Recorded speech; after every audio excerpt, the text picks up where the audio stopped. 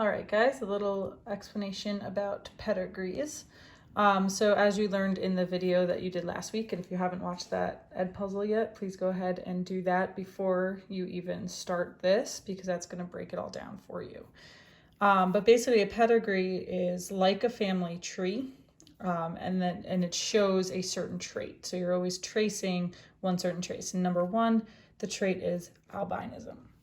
So it says albinism is a recessive disorder affecting humans. So recessive. If someone has this disorder, they cannot produce skin pigment and have the genotype a. Because it is recessive, if they have the trait, they have to have 2 copies of that lowercase letter, the recessive allele. The pedigree below shows people with albinism.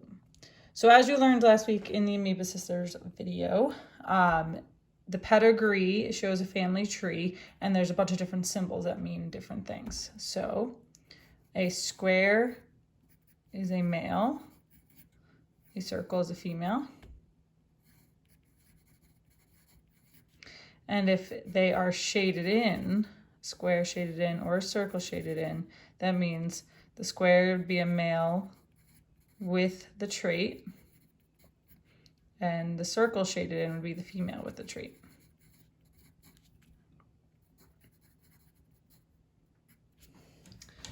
So in this case, you can see there's a couple different people with the trait and a couple of different people, sorry, I've got to figure this out, a couple different people without it.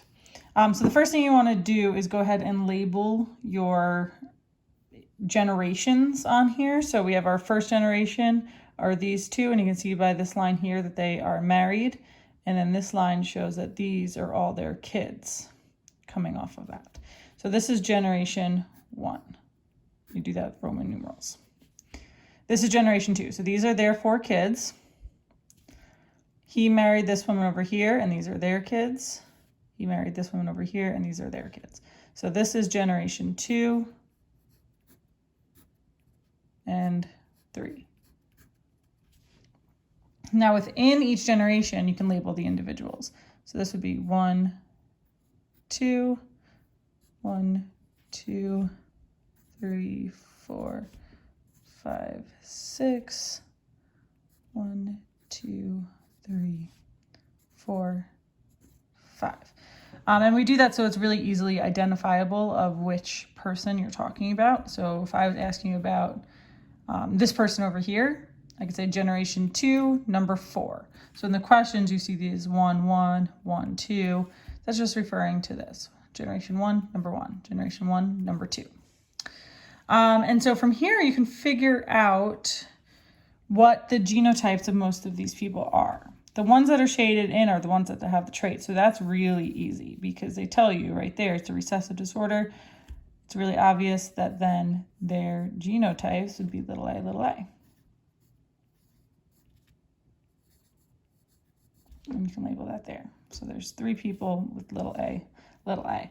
And then from there, you can determine the genotypes of the rest of the family to at least a certain degree. Some of them you can figure out the entire thing, some of them you can't. If the people do not show the trait, right, all these people who are not shaded in do not show the recessive trait, which means they have at least 1 copy of that big A allele. So you can even just put at least 1 big A next to everybody that does not have the trait. Do them inside. But then some of them you can actually figure out what their second allele is too. And so, for example, with number 3 here, you can definitely find out with generation 1, 1 and generation 1, 2. You can definitely figure out what their second allele is. You just have to do it through looking at what their children are.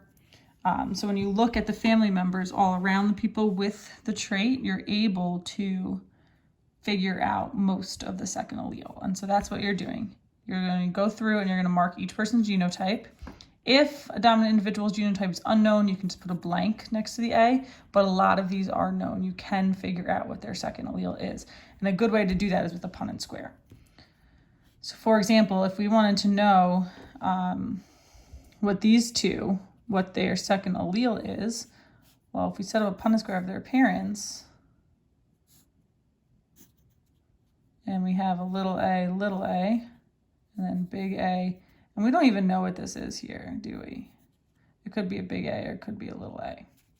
But if you figure out this Punnett square, big A, little a, big A, little a. So this is either going to be a big A, little a, if that's a big A there, or if that's a little a there, it'd be little a, little a. We know that can't be their genotype because, well, then they would have the trait. So their genotype has to be big A, little a. So you're going to go through and you're going to find all the genotypes. And then you have these questions. How many people have the disorder? Both generation 1-1 and 1-2 must have what genotype and how do you know?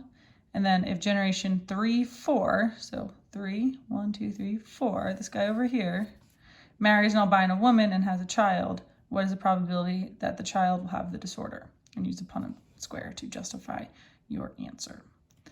So that's what you guys are going to be going. I know you tried this last week, but now that you have it explained a little bit more, I want you to go back.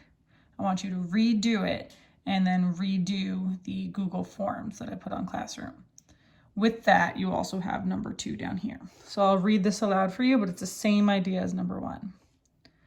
Some groups of people in rural Kentucky are affected with a skin disorder called blue offspring, where the skin appears to be bright blue. The pedigree below shows people who have this disorder. So again, you have males who are square, females who are circles, and if they're shaded in, that means they have the disorder. Make sure you label your generations 1, 2, and 3 in this case, and your individuals across 1, 2, 3, 4, 1, 2, etc. I'm going to have you guys do that. And then it's going to ask you about certain people and you want to know who they are. All right, good luck. Let me know if you have any questions.